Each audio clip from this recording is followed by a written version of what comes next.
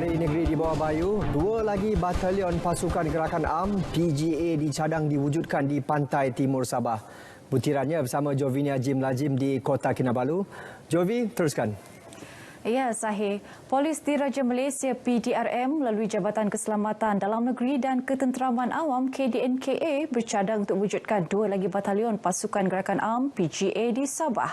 Timbalan Pengarah Gerakan Jabatan Keselamatan Dalam Negeri dan Ketenteraan Awam KDNKA Datuk Kaswadi Ali berkata, dua batalion itu dirancang untuk diwujudkan di dua daerah iaitu di Nabawan dan Kunak. Menurut Datuk Kaswadi, rancangan tersebut membabitkan kira-kira 1,500 anggota dan pegawai bagi kedua-dua batalion berkenaan. Sementara itu, satu batalion lagi akan diwujudkan di Sarawak. Dalam perancangan pasukan Polis Diraja Malaysia untuk mewujudkan dua batalion PGA dengan kekuatan lebih kurang 1,500 orang yang akan dicadangkan untuk kita adakan batalion baru di Nabawan dan juga di Kunak. Dan satu lagi kita wujudkan satu batalion dekat Sarawak. Beliau berkata demikian kepada pemberita RTM selepas menyertai program kemasyarakatan bersama NGO dan rakyat Sabah di Pulau Salakan Sempurna. Datuk Kaswadi menambah pihaknya juga bercadang akan mewujudkan kolaborasi dengan rela khususnya kawalan di kawasan berisiko rendah selain tugasan sekatan jalan raya di Kalabakan, Tawau dan Sapinangoh, Sandakan. Selain itu pihaknya juga bercadang untuk meluaskan lagi peranan pos-pos kawalan. Penduduk kita maklumkan kepada penduduk bahawa pos-pos PGA juga berfungsi sebagai balai polis. Kita berkolaborasi dengan Jabatan Pendaftaran.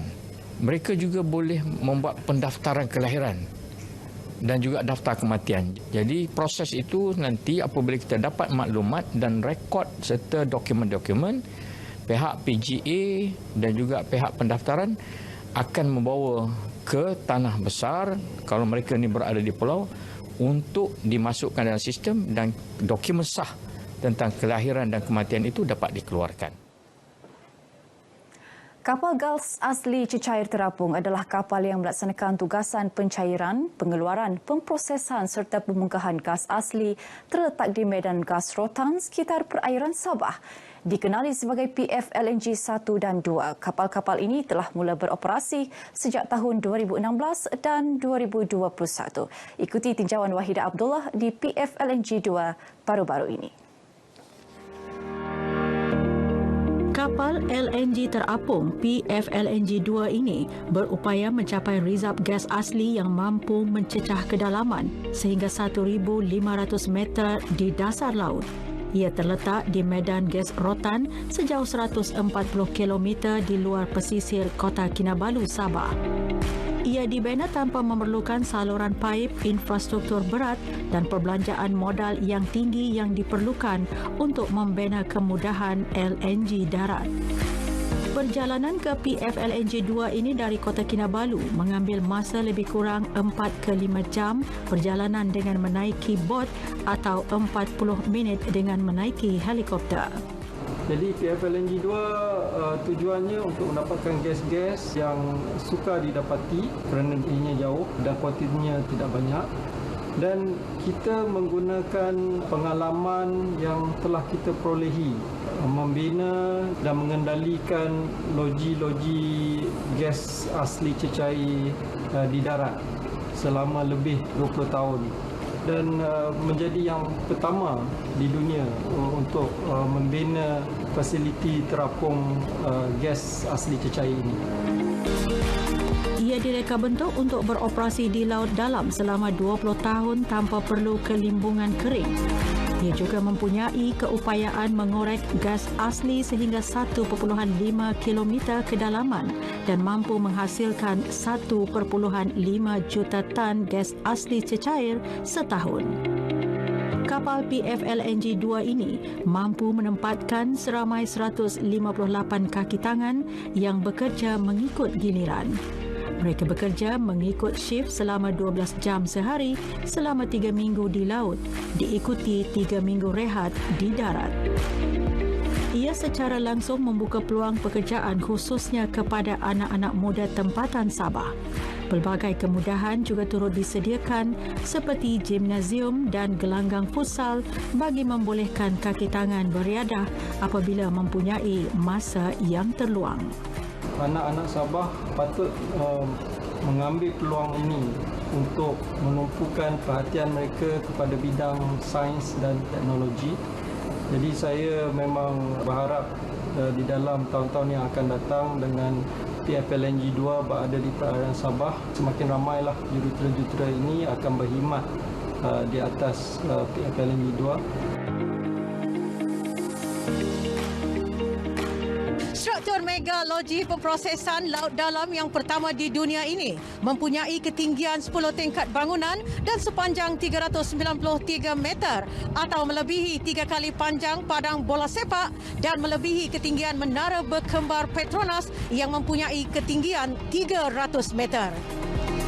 Dengan adanya PFLNG 2 ini, bukan sahaja menyumbang kepada sektor ekonomi negara, malah ia juga menyumbang kepada sektor perkhidmatan dengan melahirkan tenaga muda tempatan yang berkemahiran tinggi, selain mengharumkan nama di persada antarabangsa. Wahidah Abdullah melaporkan dari kapal PFLNG 2 Medan Gas Rotan untuk RTM. Pertubuhan Keselamatan Sosial Perkeso telah melancarkan Ops Kesan Bersepadu peringkat negeri Sabah kali ke-13. Operasi pengesanan secara besar-besaran seluruh negara itu bertujuan mengesan majikan dan pekerja yang layak untuk didaftar dan dicarumkan kepada Perkeso. Ini penting bagi memastikan pekerja menikmati jaminan perlindungan sekiranya mengalami kemalangan bencana kerja, menghidap keilatan serta kehilangan pekerjaan.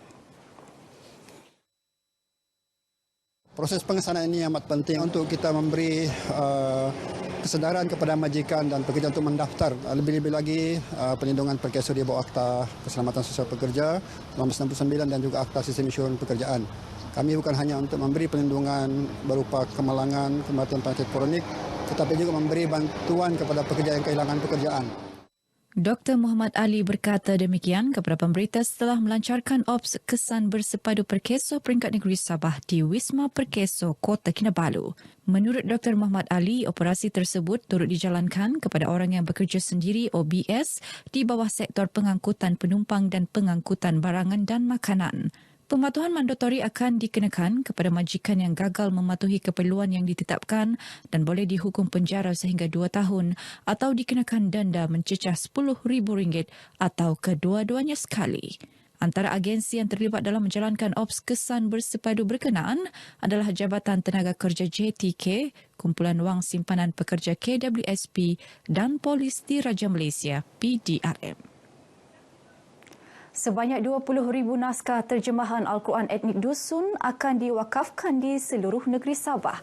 Naskah yang diterbitkan yang pertama di dunia itu menggunakan bahasa dusun Bunduliwan, melibatkan 4 penterjemah berkemahiran dalam bahasa Arab dan dusun selain mempunyai latar belakang pendidikan yang tinggi dalam bidang agama.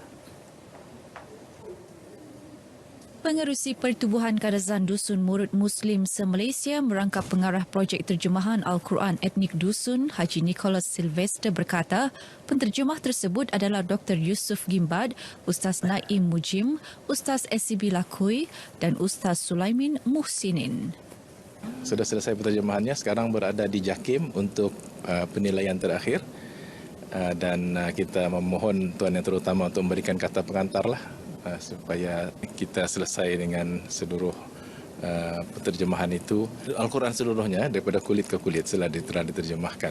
Kami mengambil masa 2 tahun dan sekarang ini proses terakhir di JAKIM dan juga selepas itu di KDN sebelum penerbitan.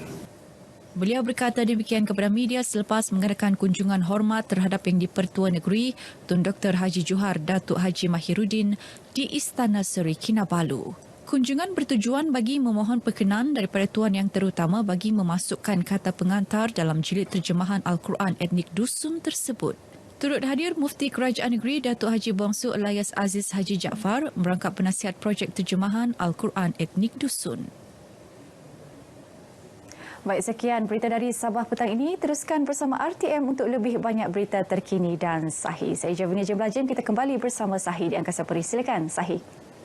Terima kasih, Jovi.